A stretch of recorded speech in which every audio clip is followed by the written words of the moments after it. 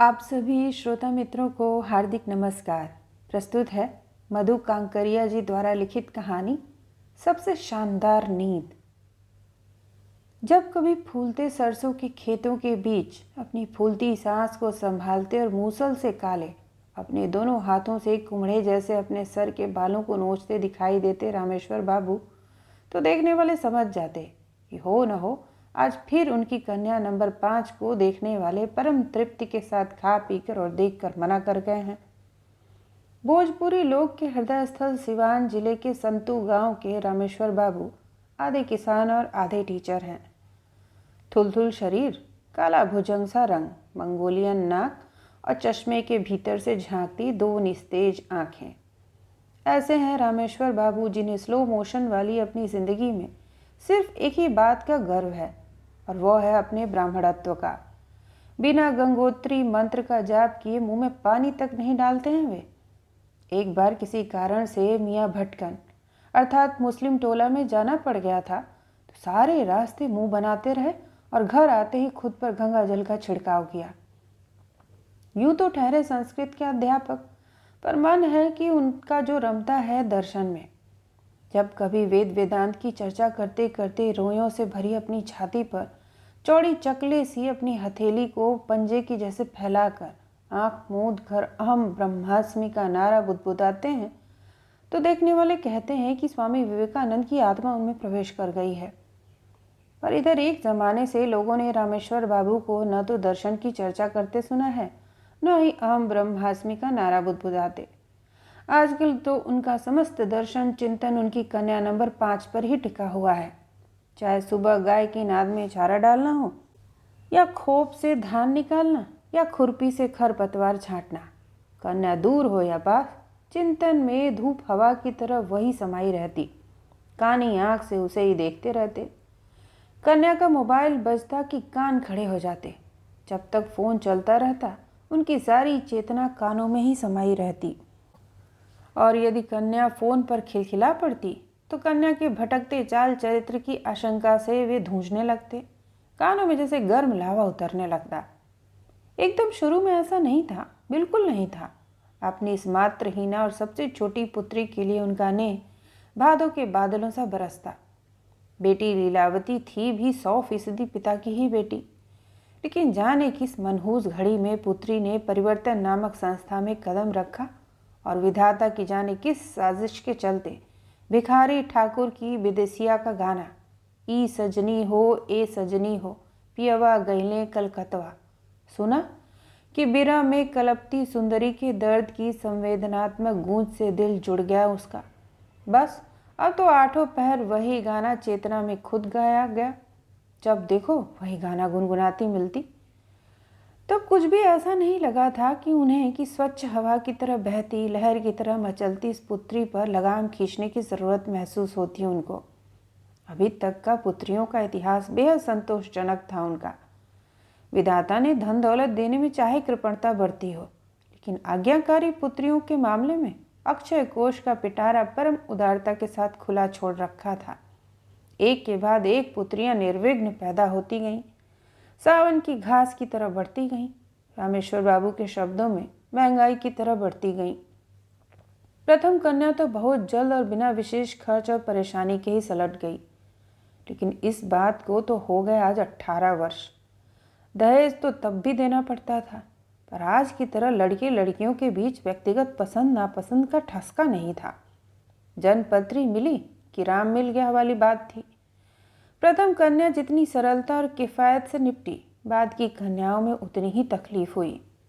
खर्च और परेशानी दोनों बढ़ते गए और इस प्रकार कन्या नंबर 5 तक आते आते रामेश्वर बाबू की धनुष पर चढ़ी प्रत्यंचा सी देह दुख के भार से झुककर कमान नुमा हो गई थी। घने काले घुंघराले बालों से लदा सर अब गंजा होकर वार्निश सा चमकने लगा था। कन्याओं के लिए दहेज जुटाते जुटाते 4 पीढ़ी की एकमात्र निशानी पुश्तैनी मकान तक बिक गया था, पर फिर भी असीम धैर्य और सहन शक्ति की द्वितीय मिसाल कायम करते हुए रामेश्वर बाबू गृहस्थी का बोझ ढोते चले जा रहे थे। पर इस कन्या की शादी की चिंता ने तो उनकी कमर ही तोड़कर रख दी थी। लगता था जैसे उसकी जन्म पत्री में राहु और केतु कुंडली मारकर बैठ गए थे, और जब जब विवाह योग बनता उसको लाठी से खदेड़ कर बाहर कर देते। कुंडली के ग्रहों की बेरुखी से परेशान होकर अंत में रामेश्वर बाबू ने कुछ आधुनिकता के प्रभाव और कुछ कुंडली के नहीं मिलने की परेशानी से बचने के लिए निर्णय लिया कि अपनी इस अंतिम कन्या का विवाह वे बिना कुंडली मिलाए ही करेंगे। कई दिनों तक उन्हें यह दुख सालता रहा कि यह महत्वपूर्ण निर्णय उन्होंने शुरू में ही क्यों नहीं ले लिया, पर बेटर लेट देन नेवर की तर्ज पर नए सिरे से और ज़ोर शोर से युद्ध स्तर पर वर की खोज शुरू कर दी, क्योंकि आगामी अगहन को उनकी कन्या 27वां वर्ष पूरा करने जा रही थी। 27वां साल! कहाँ प्रथम कन्या को उन्होंने फ्रॉक पहनते ही ब्याह दिया था और कहाँ यह धींगड़ी। उनको लगा इस विषय पर वे अधिक सोचे तो कहीं उन्हें नर्वस ब्रेकडाउन न हो जाए। इस कारण आंखें मूंदे कुछ पलों के लिए वे आध्यात्मिक आनंद में लीन होने की चेष्टा करने लगे, पर बाह्य दृष्टि के बंद होते ही अंतः दृष्टि में उनकी पुत्री की छवि और भी स्पष्ट रूप से दृष्टिगोचर होने लगी।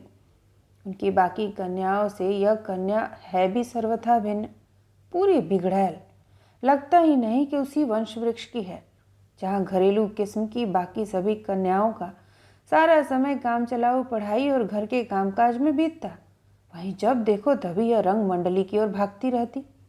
पहले पहल तो कुछ भी समझ नहीं पाए रामेश्वर बाबू, पर एक बार किसी पड़ोसी के कहने पर कि उनकी सुपुत्री जाने किस फला खान की बीवी बन कमर मटका मटका कर हाथ लहरा लहरा कर नाच रही है, वे रंग मंडली पहुँचे। जब तक वे पहुँचे रिहर्सल शुरू हो चुका था। बिल्ली झोले से बाहर निकल चुकी थी। हारमोनियम, मृदंग, ढोलकी, मजीरों की दुनिया से घिरी लीलावती घर की सारी मान मर्यादाओं की धज्जियां उड़ाती अपने नाच से बिजली गिराती नाच रही थी। दादा लेरवा खुजला दुल्हवा हो बाबूजी के बोल के साथ दीवानी बनी थिरक रही थी। इतनी एकात्म थी पूरे माहौल के साथ कि देख कर भी देख नहीं पाई वो रामेश्वर बाबू को। भौचक रामेश्वर बाबू। सुहानी गुनगुनाती हवा कब अल्हड़ अंधड़ बन गई उन्हें भान तक न हुआ। कंप्यूटर पढ़ाई के नाम पर यह सब हो रहा है, इसके तो पंख निकल आए हैं। हजार हजार बिच्छुओं का डंक जैसे एक साथ लगा हो। वे गुस्से में इस कदर तिलमिलाए कि पूरे ज्वालामुखी ही बन गए। पुत्री से बिना मिले बिना बतियाए ही घर की ओर चल पड़े। मच गई गदर। खिंचता गया अबोला।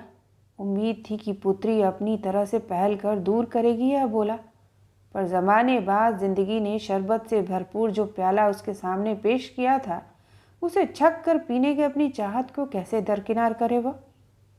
दिन बीतते जा रहे थे। पल पल स्वप्न बुनती खोई खोई पुत्री के रंग ढंग देखकर रामेश्वर बाबू ने और भी जोर शोर से वर खोज अभियान शुरू कर डाला कि कहीं पानी सर के ऊपर से ही न गुजर जाए। समय की नाजुकता और बदनामी के खौफ से थरथराते हुए महत्वाकांक्षाओं की सीढ़ियों से उतरने में ही बुद्धिमानी समझी उन्होंने। इस अभियान के आरंभ में तो उनकी महत्वाकांक्षाओं में सब कुछ शामिल था। उच्च शिक्षा, सुदर्शन, आदर्श पारिवारिक पृष्ठभूमि, जन्म कुंडली का मिलान आदि।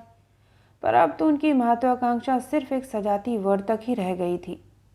रामेश्वर बाबू ही नहीं, तमाम बंधु बांधव नाते रिश्तेदार भी चिंता में दुबले होते जा रहे थे।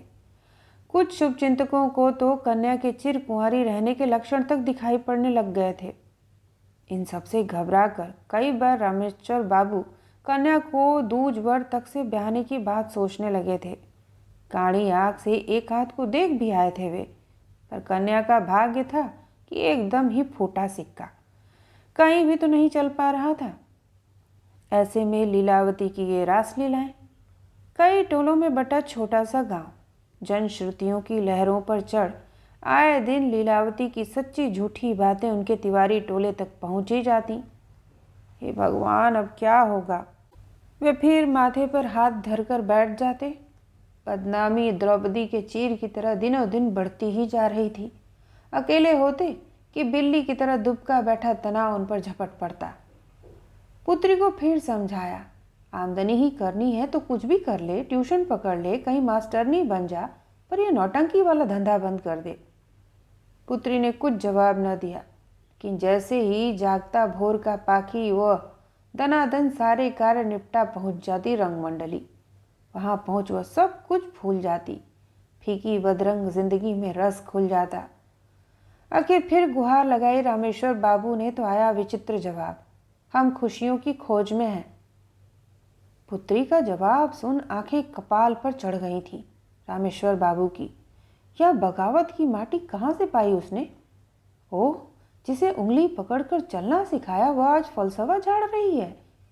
सीने में अजीब सा दर्द लहराने लगा। अपना वजूद पेड़ से टूटे और हवा में उड़ते सूखे पत्ते सा नजर आया। तलखी से जवाब दिया, जिस घर में शादी होगी वहां भी क्या नाटक करेगी? हारमोनियम लेकर जाएगी? लीलावती की बुआ भी रामेश्वर जी को ऐसी त्रासद हालत में संभालने अपने गांव से आ गई थी। बहुत जोर लगाया उसने अपनी ओर से भी। जादू टोना गंडा ताबीज झाड़ फूक क्या नहीं किया उसने, लेकिन फिर भी कन्या के हाथ पीले न होने थे न हुए। एक बार तो हद ही हो गई। बेटी बेचवा नाटक में लीलावती की शादी साथी कलाकार सुदामा से हो गई थी। नाटक की अपार सफलता पर मंद मंद मुस्कुराती घर पहुंची लीलावती तो बुआ ने दरवाज़ा बंद किया और लाल भभूका आंख लिए पंजे निकालते धमकाते हुए तीर चलाया। सच सच बोल बा बबुनी, का तेरा लगन उस सुदामा दलितवा से हो गवा? हम न कह, पूरा तिवारी टोला कहत रही ही बात। बदनामी ने अब न केवल उसका घर देख लिया था वरन घुटने टेक कर बैठ भी गई थी। मरियल से मरियल रिश्ते भी अब आंख दिखाने लगे थे। जहां भी बात चलाते रामेश्वर बाबू लीलावती के रंग मंडली के रंगीन किस्से पहले पहुंच जाते। इक्का दुक्का रिश्ता घर तक आ भी जाता तो लीलावती अपनी प्रतिभा को छिपाने का मोह संवरण कर नहीं पाती और खुद ही बता देती अपने रंग मंडल के बारे में और अपनी भूमिका के बारे में। कौन जाने इन गुणों पर ही मुग्ध हो जाए कोई। वक्त को लम्हा लम्हा गुजरते महसूस कर रहे थे रामेश्वर बाबू। बहिनियां द्वारा बनाया हलवा ठिकवा मूड़ी लिट्टी चोखा सब धरा रहता। वे मुंह तक नहीं लगाते, गुमसुम पड़े रहते। हर रात सिरहाने दुख चहकता फिरता। हर आने वाला पल जैसे कन्या के चेहरे का नमक उड़ाता मिलता। कौन ब्याहेगा इस पके रंग पके चेहरे वाली और हवा उड़ी लड़की को? नीम के पेड़ तले लगी खटिया पर लेटे लेटे रह रहकर सहमे परिंदे की तरह फड़फड़ाते रहते। अब न आंगन में दाने चुगती चिड़ियाएं दिल बहलाती, न कूकती कोयल। हर वक्त सुरमई बादलों की उदास छाया में रहते रहते टूट कर बिखरने लगे थे रामेश्वर बाबू। न वर मिला न कन्या का रंग मंडली छूटा। लम्हा लम्हा हिसाब लेती जिंदगी के भार से टूट रही लीलावती भीतर ही भीतर। अनब्याही वो नहीं रहना चाहती थी। दहकती सेज सी जिंदगी और यौवन की उठती भाव तरंग के लिए उसे साथी की जरूरत शिद्दत से महसूस हो रही थी। समय की आवाज़ को सुनते हुए उसने भी अपने मन की तरंग से कुछ कुछ समझौता करते हुए अपने लिए दुर्दिन के खाते में एक वर देख रखा था। सहकर रंगकर्मी सुदामा वाल्मीकि, जिसने बेटी बेचवा नाटक में उसके वर की भूमिका निभाई थी। जब जब सुदामा के नैन टकराती लीलावती के कजरारे कजरारे मत भरे नैनों से उसके दिल में कुछ कुछ होने लगता था। पर लीलावती को उसमें बाली उम्र के स्वप्नों वाला महबूब तो कभी नजर ही ना आया। बस काम चलाऊ वर के रूप में वह चलेबुल था। फिर जिस तेजी से उसके विवाह का ग्राफ गिरता जा रहा था, कहीं वो भी हाथ से निकल गया तो? क्या नहीं किया उसने खूबसूरत वर पाने के जुगाड़ में? अपने को सर्वश्रेष्ठ रूप से प्रदर्शित करने के लिए विभिन्न कोणों से ग्रेसफुली मुस्कुराना सीखा, मॉडर्न मैनर्स सीखे, हल्की फुल्की अंग्रेजी और कंप्यूटर भी सीखा। पर किसी को उसके श्याम रंग पर आपत्ति थी तो किसी को उसकी मंगोलियन नाक नक्श पर। और जब से उसने नाटक मंडली क्या ज्वाइन कर ली उसका बाजार भाव तो मुंह के बल गिर गया। इसलिए अब उसने अपने हृदय को समझाया, प्रेम का मधुवन चाहे न सजे, इस सुदामा के साथ पर जिंदगी ठीक ठाक गुजर जाएगी। इस नई दृष्टि ने उसकी सृष्टि बदल दी। अब उसने सुदामा को कलाकार की नज़रों से देखना शुरू किया। और आश्चर्य, वही सुदामा जो शुरू शुरू में उसे बुरा तक लगता था अब उसमें उसे ठीक ठाक महबूब तक नजर आने लगा था। और फिर तो ऐसा आलम भी आया कि जिस दिन वह महबूब अपनी नीली जीन्स और पीली धारीदार टी शर्ट में लैवेंडर की खुशबू उड़ाता शैम्पू किए उड़ते बालों में उसके सामने आता, तो उसके भीतर भी कुछ कुछ होने लगता। नाटक का सत्य जीवन का सत्य बनने जा रहा था। पर अभी तो उसमें मैच का सेमीफाइनल ही जीता था। असली टक्कर तो अब थी। क्या गुजरेगी पिता पर जब उन्हें पता चलेगा कि उनकी उच्च जाति ब्राह्मण पुत्री किसी दलित को वरमाला पहनाने जा रही है। कहीं पिता पर यह हकीकत चट्टान बनकर न टूट पड़े। यदि उसका पिता सक्षम और सामर्थ्यवान होता तो वह बड़ी आसानी से उससे टक्कर ले सकती थी। पर जिंदगी की मार खा खा कर हर तरफ से टूटे असहाय और विधुर बाप से टक्कर लेने में और उन्हें अपमान की गहरी खाई में धकेलते जैसे उसकी अंतरात्मा उसको कचोट रही थी। भीग रही थी पलकों की झालर। कल्पना में अंगोछा मुंह पर धरे धार धार कांपते रोते बिलखते पिता दिखते। मन में थोड़ा बहुत संतोष था तो सिर्फ यही कि उसने पिता को भरपूर समय दिया था वर खोजने के लिए, और खुद भी उसने उसी नाले में डुबकी लगाने की तैयारी भी कर ली थी जिसमें उसकी दो बड़ी बहनें तैर रही थीं। पर उसकी किस्मत में यदि रास्ता बदलने वाली नदी ही बनना लिखा तो वह क्या करे।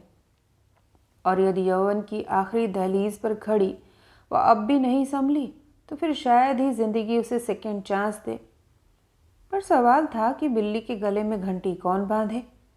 कौन जाकर रामेश्वर बाबू को यह खबर दे कि उनकी 30 वर्षीय बेटी एक दलित के साथ रजिस्ट्रेशन करवाने जा रही है। वह खुद नहीं, यह तो असंभव है। उसका होने वाला वर या बुआ या अंतरंग मित्र। दिन भर जलती रही विचारों की होली। आखिर में शाम को खूब सोच समझकर उसने धड़कते दिल और कांपते हाथों से एक पत्र द्वारा ही पिता को यह सूचना भिजवाई कि आगामी सप्ताह वह सुदामा के साथ अपनी शादी का रजिस्ट्रेशन करवाने जा रही है। पर हर तरफ से हताश पराजित पिता ने अपने समय की आवाज़ को सुन लिया था। इस कारण उनकी मानसिकता में पुत्री से भी ज़्यादा बदलाव आ गया था। पत्र पढ़कर एक बार वे चौंके, दूसरी बार में उसका मतलब ठीक ठाक समझे, तीसरी बार पढ़कर वे मुस्कराए, एक जोरदार अंगड़ाई ली, भीतर घर में आ गए, हमी श्रेष्ठ के ब्राह्मणवादी परिंदों को दनादन उड़ाया, तारों से भरी खूबसूरत रात पर एक नज़र डाली, उसे निहारा और चादर तान कर लंबी सो गए, जो उनकी पिछले 30 सालों की सबसे शानदार नींद थी। तो यह थी मधु जी द्वारा लिखित कहानी। सुनने के लिए आप सभी का धन्यवाद।